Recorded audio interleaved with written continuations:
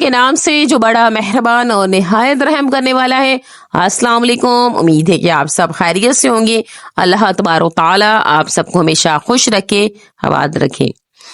آخر زمان نبی حضرت مصطفیٰ صلی اللہ علیہ وآلہ وسلم میدان حشر میں کب تشریف لائیں گے اور اپنی امت کی کس طرح شفاعت فرمائیں گے، آج میں اس کے بارے میں آپ کو بیان کروں گی کہ میدان حشر میں حضور اکرم صلی اللہ علیہ وآلہ وسلم کب تشریف لائیں گے اور کیسے آپ ہماری شفاعت فرمائیں گے۔ اس کے بارے میں بیان ہے کہ حضرت ابو سعید رضی اللہ تعالی عنہ ارشاد فرماتے ہیں، ان سے روایت ہے کہ آپ صلی اللہ علیہ وآلہ وسلم نے ارشاد فرمایا، قیامت کے روز آدم کی تمام اولاد کا میں سردار ہوں گا اور میں اس پر فخر نہیں کرتا، اور میرے ہاتھ میں حمد کا جھنڈا ہوگا اور میں اس پر بھی فخر نہیں کرتا، اور اس روز ہر بنی آدم اور ان کے علاوہ سب میرے جھنڈے کے نیچے ہوں گے، اور زمین میں سب سے اول میں ظاہر ہوں گا اور میں اس کو بطور فخر بیان نہیں کرتا۔ دوسری روایت میں ہے، حضور اکرم صلی اللہ علیہ وآلہ وسلم فرمایا، جب قیامت کا دن ہوگا تو میں نبیوں کا پیشوا ہوں گا، ان کا خطیب اور صاحب شفاعت ہوں گا۔ یہ بغیر فخر کے میں آپ کو بیان کر رہا ہوں۔ مشکات شریف کی اور ترمذی شریف کی روایت ہے۔ حضرت ابو ہریرہ رضی اللہ تعالی عنہ روایت فرماتے ہیں، ایک دعوت میں ہم رسول اللہ خاتم النبی صلی اللہ علیہ وآلہ وسلم کے ساتھ تھے۔ ایک دست بکری کا آپ صلی اللہ علیہ وآلہ وسلم کی خدمت پیش کیا گیا، آپ کو وہ بہت پسند تھا۔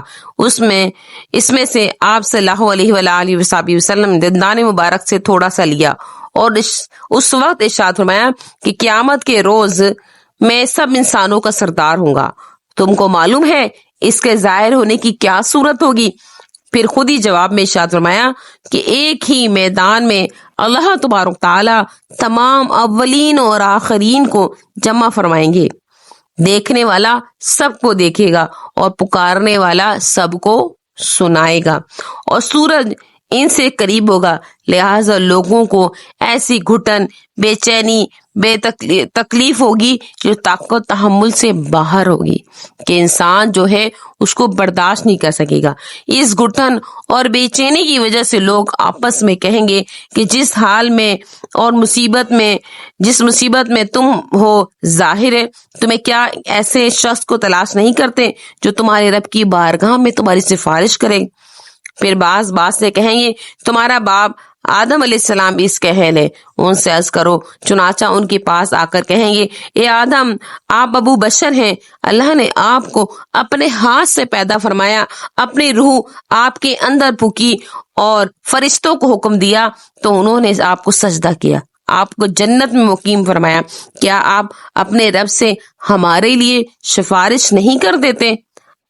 آپ دیکھتے نہیں ہیں کہ ہم کس مصیبت اور پریشانی میں ہیں؟ حضرت آدم علیہ السلام فرمائیں گے، یقین جانو میرے رب کو آج اس قدر غصہ ہے کہ اس سے قبل یعنی کہ اس سے پہلے کبھی نہ ہو اور نہ اس کے بعد کبھی ہرگز اس قدر ہوگا، اور یہ اس قدر ہے اور یہ حقیقت ہے کہ میرے رب نے مجھے درخت کے پاس جانے سے روکا جس کی مجھ سے نافرمانی ہوئی، مجھے اپنی ہی فکر لگی ہوئی ہے، نفسی نفسی نفسی نفسی، تم لوگ میرے علاوہ کسی دوسرے کے پاس جاؤ۔ ایسا کرو کہ نوح علیہ السلام کے پاس پہنچو، ان سے درخواست کرو، لہٰذا لوگ حضرت نوح علیہ السلام کے پاس پہنچیں گے، عرض کریں گے، آپ زمین والوں کی طرح کفار کو دعوت ایمان دینے کے لیے آئے تھے، سب سے پہلے رسول تھے، اللہ نے آپ کو شکر گزار بنا دیا، کیا آپ نہیں دیکھ رہے ہیں کہ ہم کس مصیبت میں پڑے ہیں اور ہمارا کیا برا حال بنا ہوا ہے؟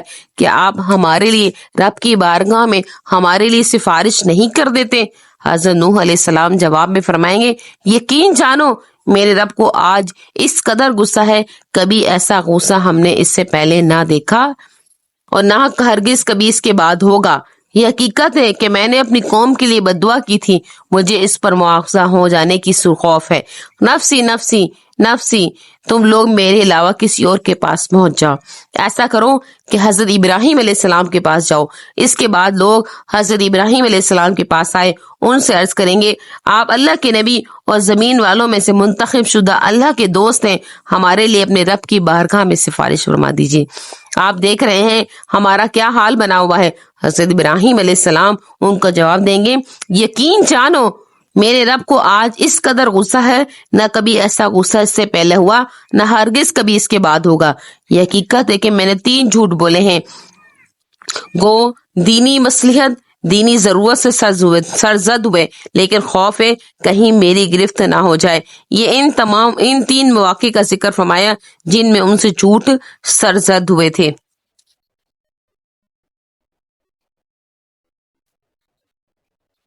آخر میں حضرت ابراہیم السلام فرمائیں گے، نفسی نفسی نفسی، تم میرے علاوہ کسی اور کے پاس جاؤ۔ ایسا کرو حضرت موسیٰ علیہ السلام کے پاس پہنچو۔ چنانچہ لوگ حضرت موسیٰ علیہ السلام کے پاس جائیں گے، ان سے عرض کریں گے، اے موسیٰ، آپ اللہ کے رسول ہیں، آپ کو اللہ نے اپنے پیغاموں کے ذریعے، اپنے ساتھ ہم کلامی کے ذریعے لوگوں پر فضیلت دی۔ آپ اپنے رب کی بارگاہ میں ہمارے لیے سفارش کر دیجئے۔ آپ دیکھ رہے تھے کہ ہمارا کیسا برا حال بنا ہوا ہے۔ حضرت موسیٰ علیہ السلام جواب دیں گے، یقین جانو میرے رب کو آج اس قدر غصہ ہے، ایسا غصہ اس سے قبل نہ ہوا، نہ ہرگز کبھی اس کے بعد ہوگا۔ یہ حقیقت ہے کہ میں نے ایک شخص کو قتل کیا جس کے قتل کرنے کا خدا کی طرف سے مجھے حکم نہیں تھا۔ نفسی نفسی، تم لوگ میرے علاوہ کسی اور کے پاس ایسا کرو کہ عیسیٰ علیہ السلام، حضرت عیسیٰ علیہ السلام کے پاس پہنچو۔ چنانچہ لوگ حضرت عیسیٰ علیہ السلام کے پاس جائیں گے، ان سے عرض کریں گے، اے حضرت عیسیٰ علیہ السلام، آپ اللہ کے رسول ہیں، اور اس کا کلمہ ہے کہ جسے اللہ نے مریم تک پہنچایا اور اللہ کی طرف سے ایک روح ہے۔ آپ نے گہوارہ میں لوگوں سے بات کی، یہ بات کی فضائل ہے، یہ آپ کی فضائل ہیں، میں اپنے رب کی بارگاہ میں ہماری سفارش فرما دیجئے۔ آپ دیکھ رہے ہیں کہ ہمارا کیا برا حال بنا ہوا ہے۔ وہ فرمائیں گے، یقین جانو میرے رب کو آج اس قدر غصہ ہے، ایسا غصہ نہ اس سے قبل ہوا، نہ ہرگز کبھی اس کے بعد ہوگا۔ یہاں پہنچ کر حضرت محمد مصطفیٰ صلی اللہ علیہ وآلہ وسلم نے حضرت عیسیٰ علیہ السلام کی کسی لرزش کا تذکرہ نہیں فرمایا جسے یاد کر کے وہ سفارش کرنے سے معذرت کریں، بلکہ اس کے بعد یہ فرمایا کہ حضرت عیسیٰ علیہ السلام فرمائیں گے، نفسی نفسی نفسی، فرمائیں گے کہ میرے علاوہ کسی اور کے پاس چلے جاؤ۔ ایسا کرو کہ آپ حضرت محمد مصطفیٰ صلی اللہ علیہ وآلہ وسلم کے پاس پہنچو۔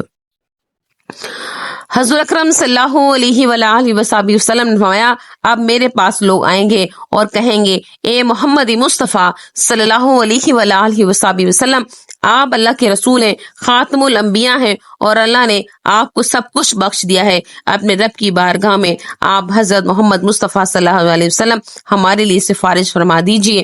آپ دیکھ رہے ہیں کہ ہم کس بدحالی میں ہیں، لہٰذا میں روانہ ہو جاؤں گا، عرش کے نیچے آ کر رب کے لیے سجدے میں پڑ جاؤں گا۔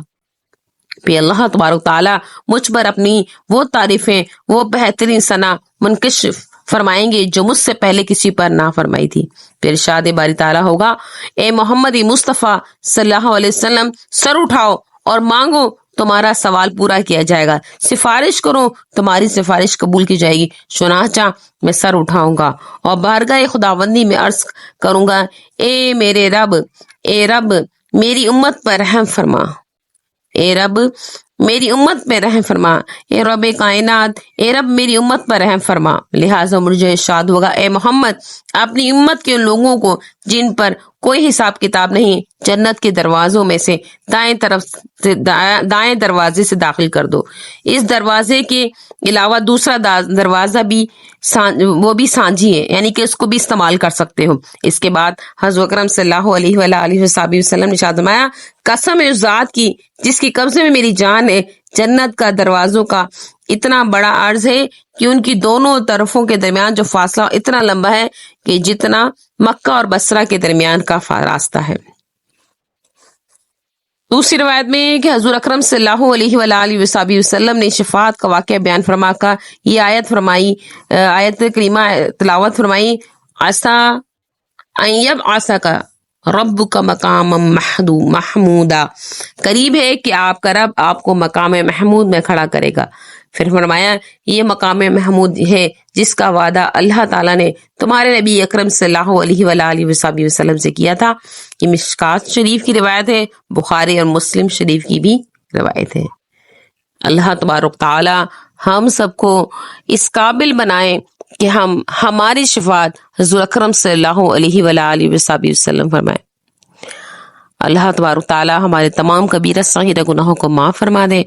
وآخر دعوانا ان الحمد للہ رب العالمین۔